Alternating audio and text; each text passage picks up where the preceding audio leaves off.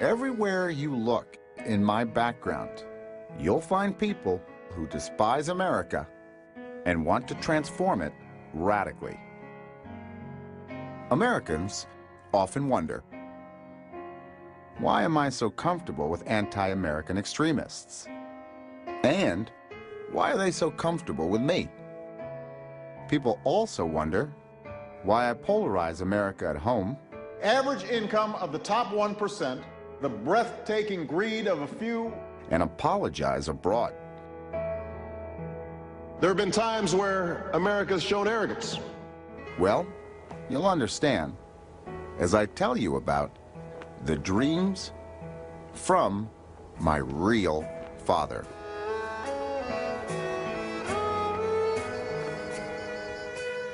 My real father was communist Frank Marshall Davis.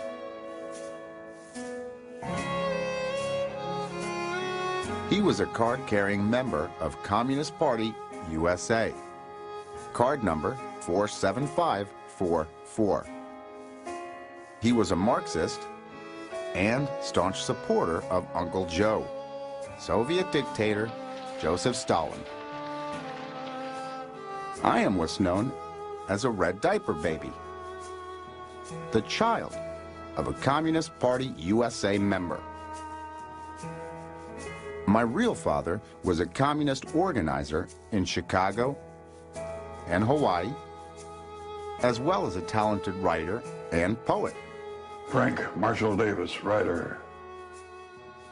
The FBI had Frank Marshall Davis under surveillance for 19 years, compiling a 600-page FBI file. I have my mom's long chin, but many features are from my real father. My eyes, brow, nose, and lips. My smile,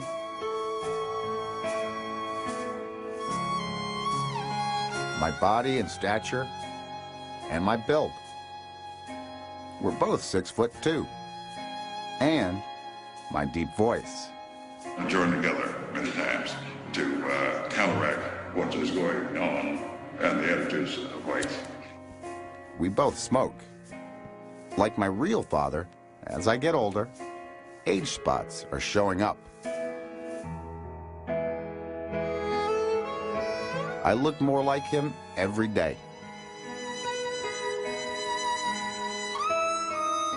Even if you find this hard to believe, you'll see that Frank Marshall Davis was my ideological father, beginning with my formative teenage years.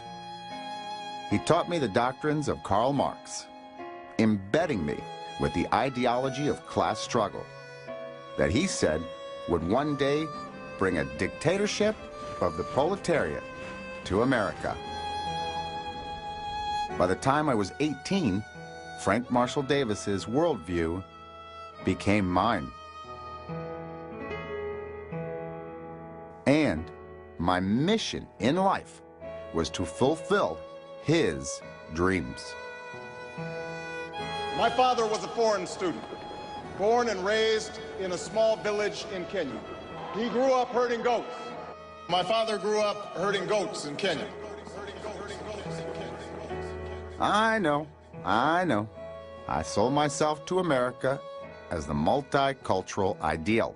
With a father from Kenya, a mother from Kansas, and a story. Typical white folks from Kansas moved to Hawaii, where my mother married an African student, a loving family separated only by the Kenyan's desire for a Harvard education. But the rock upon which I built my political career was only a fairy tale. To get elected, I systematically misled the American people. My father was from Kenya, from Africa. In order to obscure my true political foundations. I don't fancy myself a liar, but the dreams from my real father, changing America by replacing capitalism with socialism, far outweigh any obligation to tell the truth. I, Barack Hussein Obama, do solemnly swear. I, Barack Hussein Obama, do solemnly swear. Look, my election was not a sudden political phenomenon.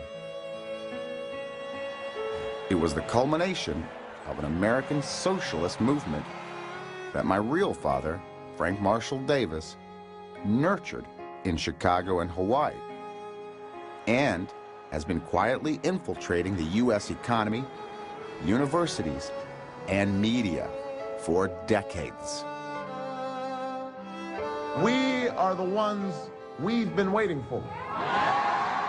This is the story I would have told if I were being honest with you. Now, let me introduce you to my real father, Communist Frank Marshall Davis, and his dreams.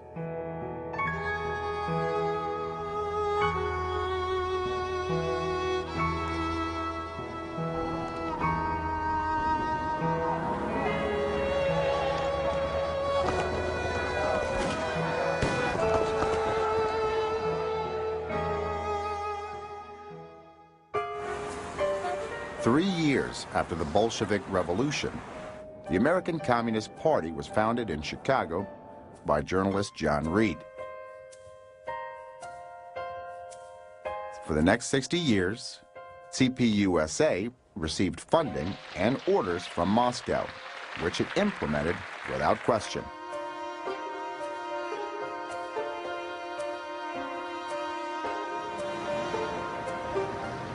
In 1930s Chicago, CPUSA targeted journalists for recruitment because of their ability to spread Soviet influence in American public opinion. My real father, Frank Marshall Davis, was one of them. A graduate of Kansas State Journalism School, he joined the Communist Party and began writing for the Chicago Star.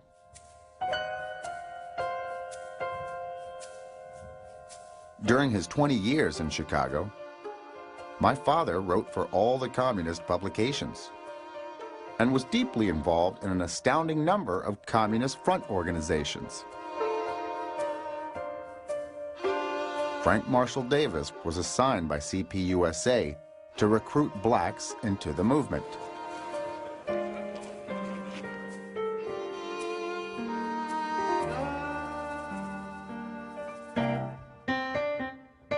My father authored 3 major volumes of poetry. I was known as a realist. I wrote about whatever I felt, hitting as hard as I could. Many poems were political, which often contained proletarian messages. He believed all poetry was propaganda. Take it then from the careless fists of the money drunk. Place it in the reaching hands of the little people. As a Marxist, many of his poems were anti-religious.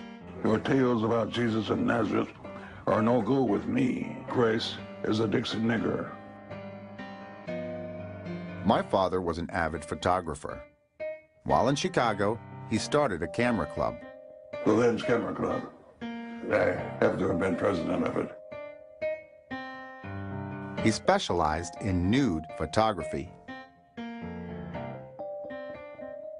My father also wrote columns on jazz and was a DJ for a jazz radio station. I was involved with the Abraham Lincoln School. This was a progressive school. Chicago's Abraham Lincoln School was a communist-run training school. My father was on the board of directors. He helped write the Marxist curriculum and lectured on American imperialism, colonialism, and jazz. He met his wife at the school, a white socialite, 18 years his junior, who was also a CPUSA member. By World War II, Communist Party USA had grown to thousands of members, all loyal Soviet patriots.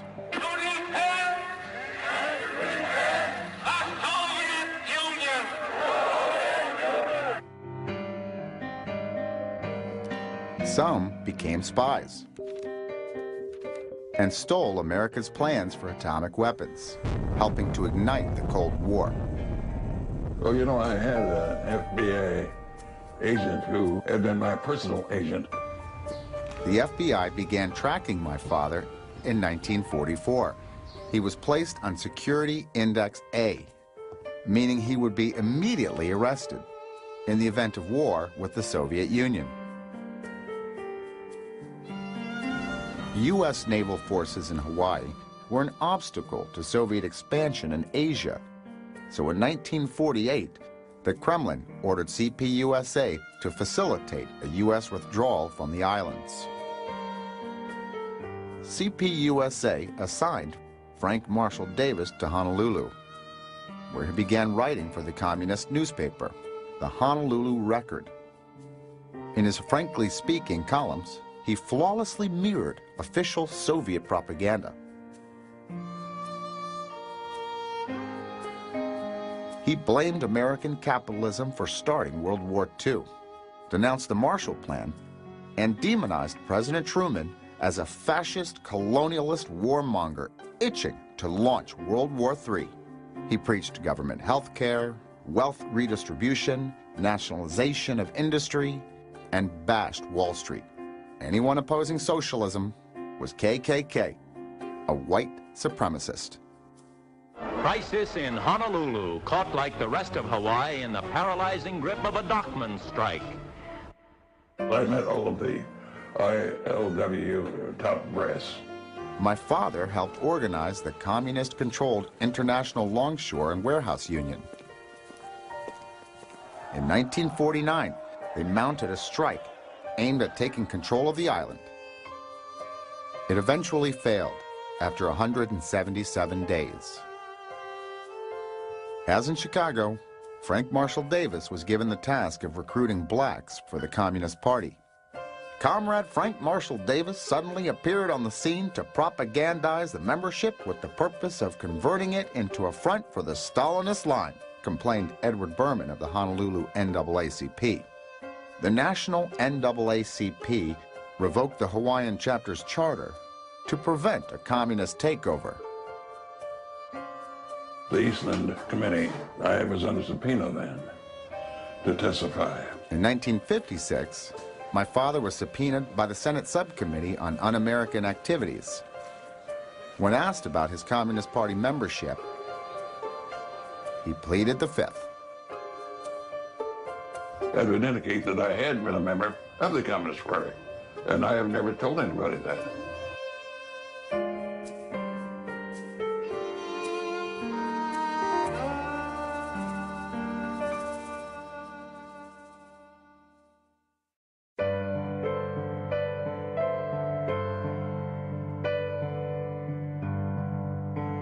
My grandfather was Stanley Dunham. I called him Gramps.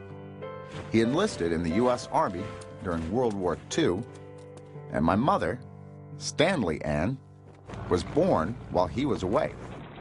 She was named after him in case he didn't survive the war. Thankfully, he did. In fact, he enjoyed European culture and set his heart on working abroad one day. Gramps was told he needed 1 year of foreign language to qualify for a government job overseas. So he moved the family to Berkeley and studied French. I know, I've told the tale that my grandfather was an extremely restless furniture salesman, traveling the country to find just the right furniture store. That was a cover story. Gramps was a company man, a spook, CIA. After Berkeley, Gramps signed on to Air Force Intelligence, working at Shepherd, then McConnell Air Force Base, before landing a job with the Central Intelligence Agency. In 1953, Gramps was posted to Lebanon as a CIA case officer at the U.S. Embassy in Beirut.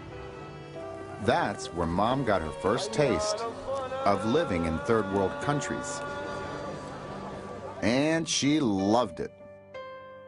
Though the family was Methodist, Mom enrolled in Catholic school in Beirut, Collège Notre-Dame de Jamhur, a boys' school which had a co-ed program for foreign students.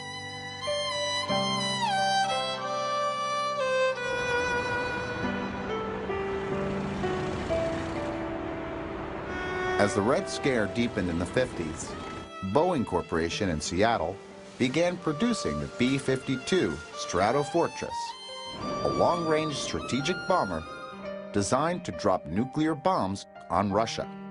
If colonists are working in our national defense industries for the purpose of sabotaging our preparedness program, it was critical to U.S. security that the B-52 design plans not fall into the hands of Soviet agents. However, Seattle was home to many CPUSA members. The chairman of Mercer Island School Board, John Stenhouse, admitted to being a communist. Stenhouse taught at Mercer High School in Seattle and was president of the Universalist Unitarian Church. It was so full of commies, they called it the Little Red Church on the Hill. The CIA conducted domestic surveillance on American communists as part of its work aimed at foreign powers. In the fall of 1956, Gramps was assigned to Seattle to monitor CPUSA. The family joined the Unitarian Church and Mom entered Mercer High School. She was Gramps' cover story.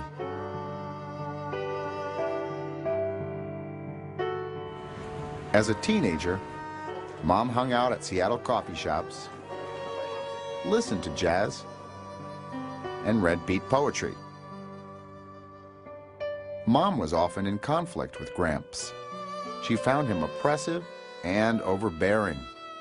Once, she drove to San Francisco with a friend on the spur of the moment just to shock Gramps, who had to fly to fetch her back. The contest we're engaged in with the communists is a contest for the minds and hearts of people around the world. In the late 50s, Russia and the United States were competing for influence in emerging African nations. The Russians opened People's Friendship University. In response, the CIA began Operation Airlift Africa to educate African students in the United States. In the summer of 1959, Gramps began commuting from Seattle to Hawaii every 2 weeks for the CIA as Mom began her senior year. Gramps' job was to oversee the African students and recruit them as future CIA contacts.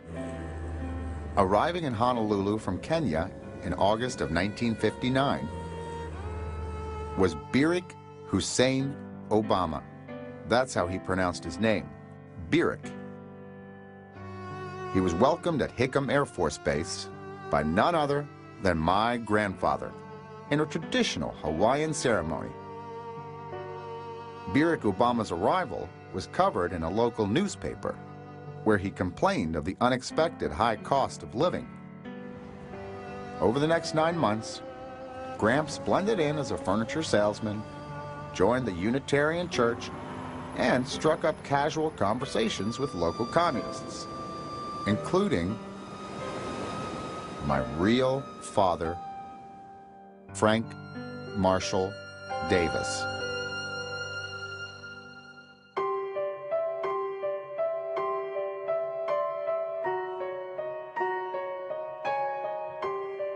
When Mom graduated high school in June of 1960, she was planning on attending the University of Washington in Seattle, along with her large group of teenage friends. She was devastated when Gramps announced the move to Hawaii. He tore her away from her teenage world to an island thousands of miles out in the Pacific Ocean. Hawaii was like a different planet for a kid from Seattle. Mom enrolled at the University of Hawaii taking only 2 classes in protest. She was miserable and alone, and even worse, an outsider. Whites were just 1/4 of the population. Mom was desperate for friends and seeking revenge for what Gramps had done to her. An interesting black man had visited Gramps at their apartment. He seemed cool. He was a poet and knew all about jazz music.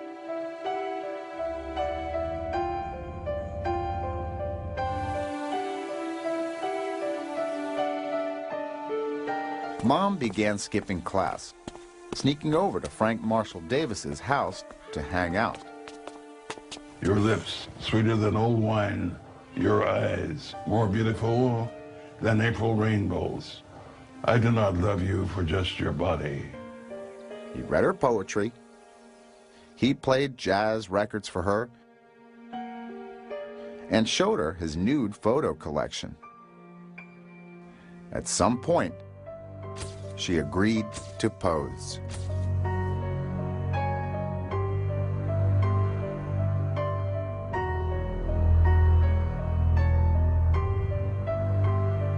These photos were taken a few weeks before Christmas 1960, when Mom was about 5 weeks pregnant with Mate. There's no mistaking, this is my mom.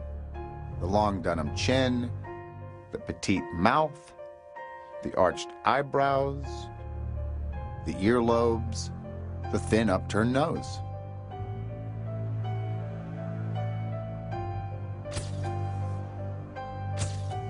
Frank then sold the photos to men's mail-order catalogs. Now, sometimes Frank had Mom pose with other women. Here, Mom is sitting on the same couch as Frank in this 1948 interview. Mom's recent tan line is visible. And she's wearing Chicago-style high heels belonging to Frank's wife. My father's jazz records are clearly in view. Stan Kenton's Cuban Fire and Nat King Cole's Love is the Thing. My father was also a swinger. I have a collection of intimate portraits called horizontal cameos. He later wrote an autobiographical sex novel under a pseudonym describing years of sordid sexual encounters, often involving group sex. In Sex Rebel Black, I think he memorialized the encounters with my mom. Anne came up many times the next several weeks. She obtained a course in practical sex from experienced and considerate practitioners. I think we did her a favor, although the pleasure was mutual. I'm not one to go in for Lolitas. Usually I'd rather not bet a babe under 20. But there are exceptions. I didn't want to disappoint the trusting child. Frank Marshall Davis often wrote poems about his conquests.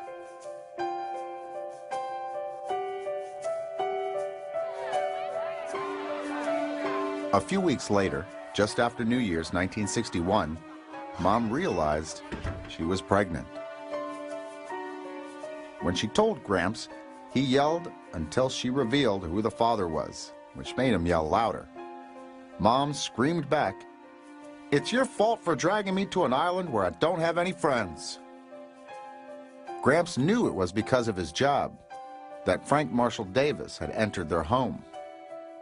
He sunk into a haze of guilt as he assessed the situation. The age of consent in Hawaii was just 14, so no crime had occurred. However, abortion was illegal and dangerous. He would not turn recklessness into a crime, nor risk his daughter's health, and would have to live with the stigma of an illegitimate black child. But then, Gramps realized he was in even bigger trouble. Frank Marshall Davis was under FBI surveillance. If they found out the #1 communist on the island was his new son-in-law. He would lose his security clearance and his job at the CIA. Then he really would have to sell furniture.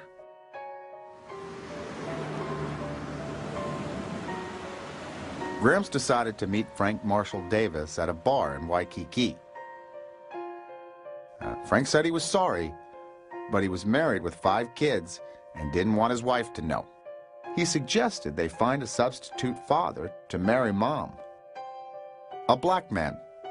That would legitimize the birth. Gramps liked the idea, and he knew just the guy, an African student under his supervision, who needed money. Barack Hussein Obama. The next day, Gramps invited the Kenyan to the same bar and brought up the sham marriage. Barack said no. He was already married with children in Kenya. Then Gramps explained, if you marry an American citizen, you can get a work permit and extend your visa to study for a PhD. Barack recognized the opportunity and agreed under 2 conditions. Number 1, that the marriage take place away from Honolulu to hide it from his classmates. And number 2, that he bear no responsibility for the child. Gramps agreed the birth certificate would state father unknown, and the deal was done. Now, Gramps had to get Mom on board. She agreed on the condition that Gramps let her enroll at the University of Washington in Seattle, which, she yelled, is all I wanted in the first place. Gramps had no choice, and Mom had won her rebellion.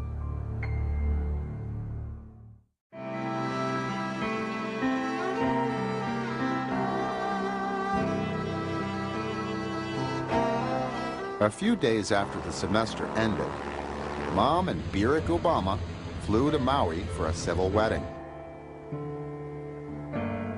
A few days later, Mom mailed in her University of Washington application. And on March 3rd, Barack Obama applied for a work permit and extension of his visa. Over the next 6 months, Mom took maternity classes at Kapiolani Hospital and arranged for an apartment in Seattle's Capitol Hill area. On August 4th, 1961, a midwife was called to the house. A few days later, Gramps phoned in my birth to the Hawaii Department of Health, as was the norm for home births. He told them my name was Barack Hussein Obama and added the second instead of Junior, which would have meant son of. As agreed, he declared the father unknown. A few weeks later, Mom began classes in Seattle. A year later, Barack Obama was off to Harvard for his PhD. By the spring of 1963, Mom had had enough of her rebellion and returned to Hawaii. Gramps' plan had worked well. Mom had a legitimate child. Barack Obama was long gone. Frank had kept the secret from his wife. And Gramps had kept his job at the CIA.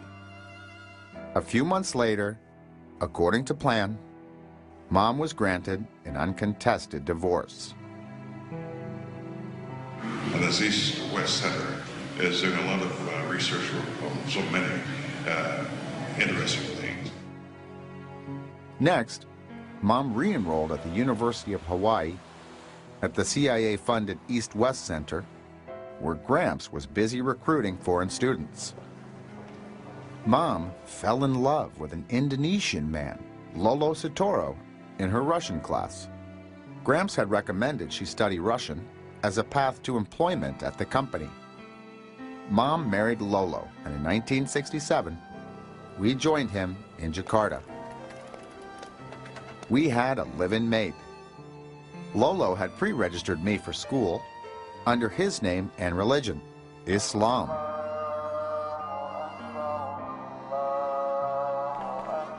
I attended Muslim school and studied Quran for 2 years. I said the Shahada, the Muslim call to prayer, every day. According to Islamic law, this meant I was a Muslim.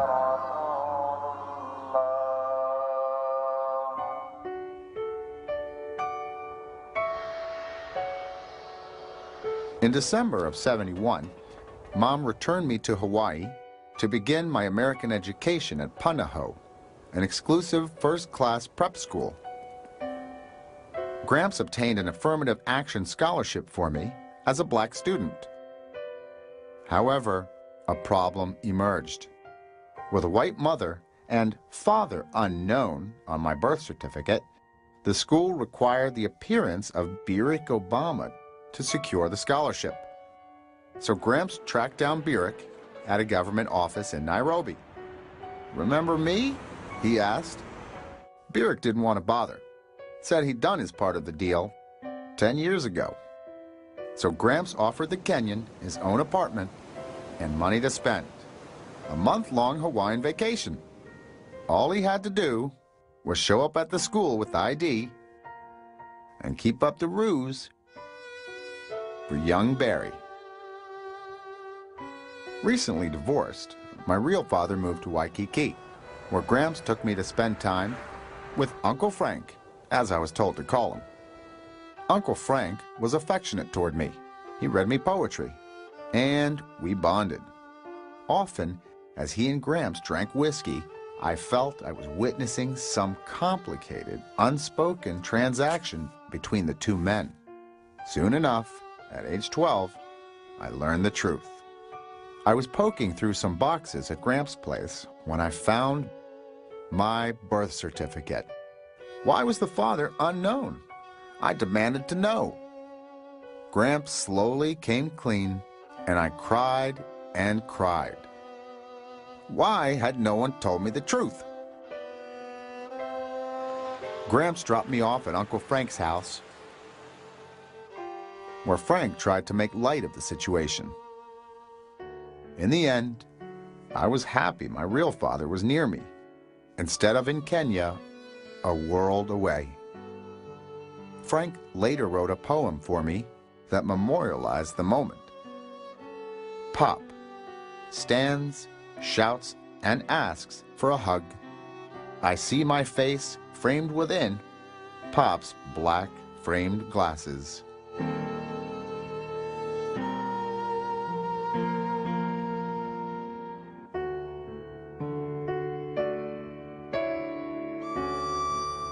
During my formative years, through age 18, I was raised by my real father, Frank Marshall Davis. His frequent lessons in politics mostly involved Karl Marx and the Communist Manifesto. He explained, "All history is class struggle between oppressor and oppressed." He lectured that America's corporate system was designed to benefit the rich and keep the poor down. "The wealthy in our era are the new oppressors," he'd say. "People with jobs are oppressed, and the capitalist system must be replaced with socialism." My father liked to brag how he helped the communist-controlled ILWU take over the Democratic Party, then take power in Hawaii, and never give it up. He'd say,